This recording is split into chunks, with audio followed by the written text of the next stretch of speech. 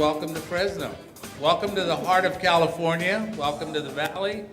And you know what? I'm excited because this is where it's all going to begin, right in the Central Valley. 20 years of jobs, 20 years, and good paying jobs at that. I got to tell you, I'm excited. What does it mean? What does it mean to us here in the Valley? What does it mean to us in the state? Well, you know, it means good paying jobs. It means good paying jobs. And it's helping families achieve the American dream by owning their own home, by being able to provide an education for their families, for their children, and also to get good health benefits. I want to thank the Alliance for American Manufacturing for bringing this event here, as well as the United Steelworkers. And Dave Celaya told me to make sure that I say it's ABG Division Local 474. So, we are a partnership between the United Steelworkers Union and some leading domestic manufacturers. We work on public policy related to building a strong workforce, having balanced trade, investing in our infrastructure and research and development and innovation, and also making sure that we, generally speaking, have economic policies that favor producing things in the United States and promoting manufacturing as a great sector of our economy. And we've been doing that in a nonpartisan way since 2007. Specifically tonight, we are talking about the potential for high-speed rail and American manufacturing and job creation. We want to make the case tonight that this system should be made in America. It shouldn't be outsourced, and the jobs should be created first in California and then around the United States of America, and that should be one of the priorities for building high-speed rail in California. And here's why high-speed rail is important. America has screwed up a lot of opportunities. We really have, where we've showed up late in the game. High-speed rail, we are essentially rebuilding a rail system from the ground up, and we have the chance to get it right. And getting it right means a lot of different things. But to us, one of the ways that we can get it right is to ensure that as much as possible, the rolling stock, the rail cars, the electrification, the equipment, the steel, the materials are made in America. I do as I call high-speed rail opportunity. I think that with the respect to the jobs, it has to do a lot with this organization, the Alliance for American Manufacturing, and its mission. Because together with what it does and what we at the California High-Speed Rail Authority are attempting to do is we're working for job creation. We're working for increased opportunity. We're working for an economic growth and stability. We're working hand in hand. A large component of the job is the local materials that are going to be mined out of the local area here to build the road bed, to build the rail bed. Rebar, concrete, asphalt. There should be some structural steel, precast beams, and all those things will be sourced locally. Locally being probably California. The steel,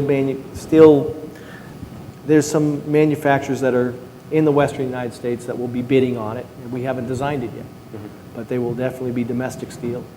We believe that there's a strong future with rail.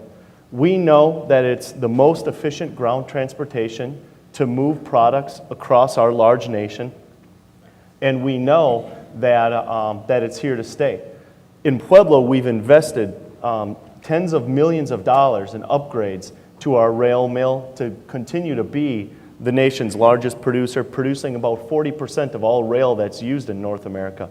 We've also invested in a state-of-the-art product technology center that is developing the next generation of products that's going to be used right here in America for heavy haul, light and high-speed rail applications. So we truly believe that that rail can be a strong product both for our mill and for America.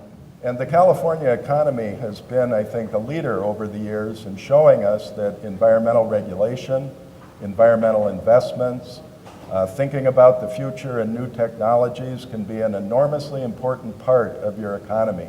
And one of the places where California has surged ahead has been in this area of environmental clean technology, a leader in solar and wind energy development, and now having the opportunity to leap forward, show the rest of the nation how to do advanced high-speed rail and mass transportation in the 21st century. So when you spend $60 billion, you're going to create an awful lot of jobs. The question to me is, let's do it in the way that's absolutely the best for both our economy by doing the manufacturing here, which is also a big benefit to the environment. Because you make it here, you make it in the cleanest way possible, and you make it in the best way for American communities and workers. Bob, I wanted to ask you about, since this is California, and we had a governor who made to put it bluntly, just a big screw up with the Bay Bridge.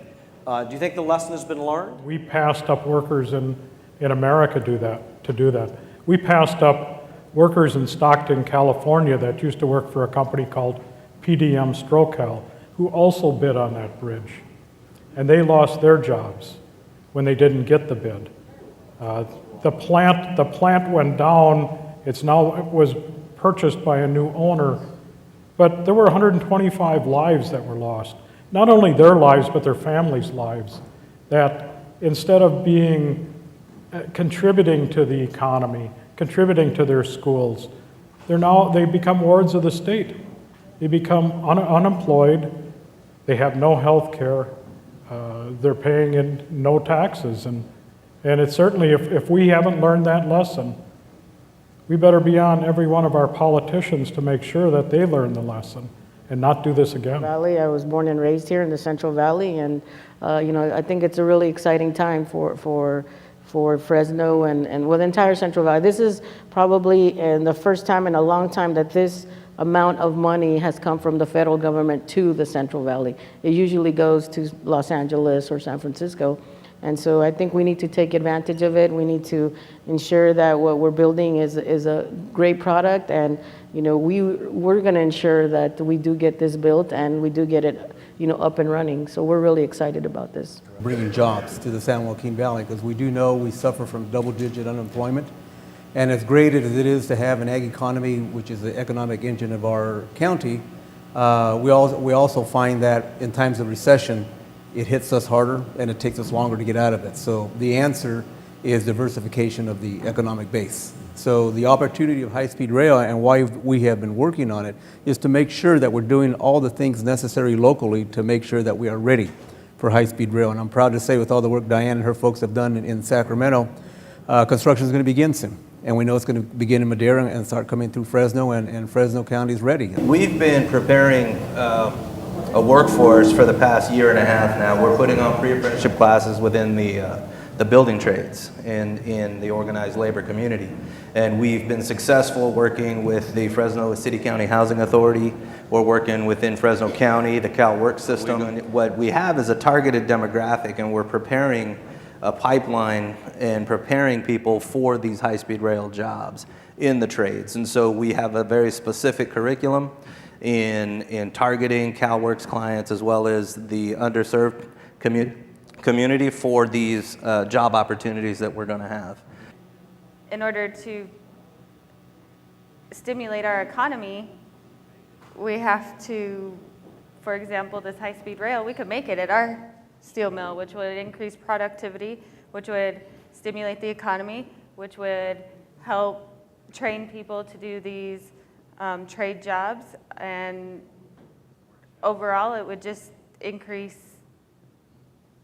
the economy and everything else. So If we invest in our infrastructure in this country, it does a lot of great things. It makes our economy more efficient. It reduces pollution. But it's only a great thing if it's also made in America.